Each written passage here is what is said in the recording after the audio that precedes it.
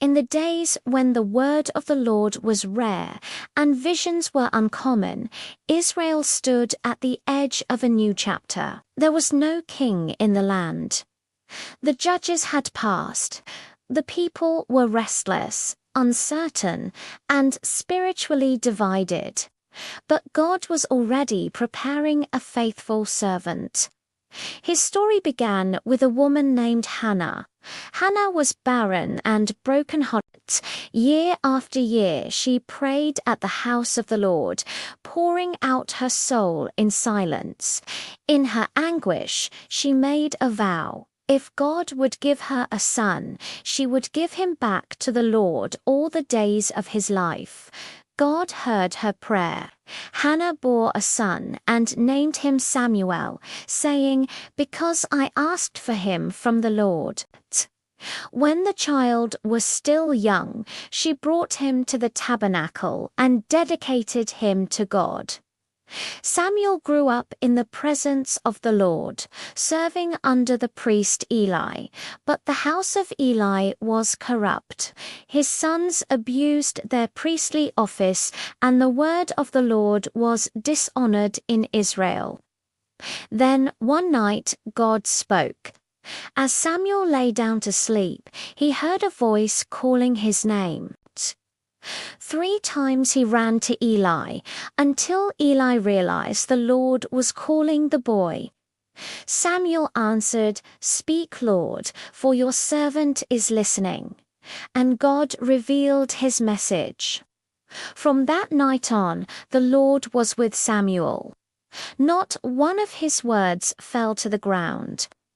All Israel recognized Samuel as a prophet of the Lord. Samuel led the people in repentance, calling them to put away foreign gods and return to the Lord. When Israel obeyed, God delivered them from their enemies.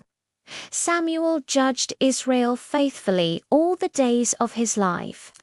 But as Samuel grew old, the people demanded a king. They wanted to be like the nations around them, to have a ruler who would fight their battles. Samuel was grieved, but the Lord said, "They have not rejected you. They have rejected me as their king." Still, God granted their request. At God's command, Samuel anointed Saul, a man tall and impressive, as Israel's first king. The kingdom began with promise, but Saul's heart soon turned toward pride and disobedience. When Saul rejected the word of the Lord rejected him as king. Then God sent Samuel to Bethlehem. In the house of Jesse, Samuel looked upon Jesse's son strong and impressive. But the Lord chose none of them. Finally, the youngest was called in from the fields. He was a shepherd, overlooked by all. His name was David. The Lord said, "Man looks at the outward appearance, but the Lord looks at the heart." Samuel anointed David, and the Spirit of the Lord came powerfully upon him. Samuel would not live to see David crowned king, but his mission was complete.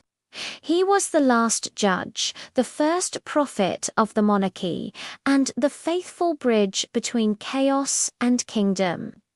Through Samuel, God transitioned Israel from tribal disorder to royal purpose, preparing the way for a king after his own heart. The age of kings had begun.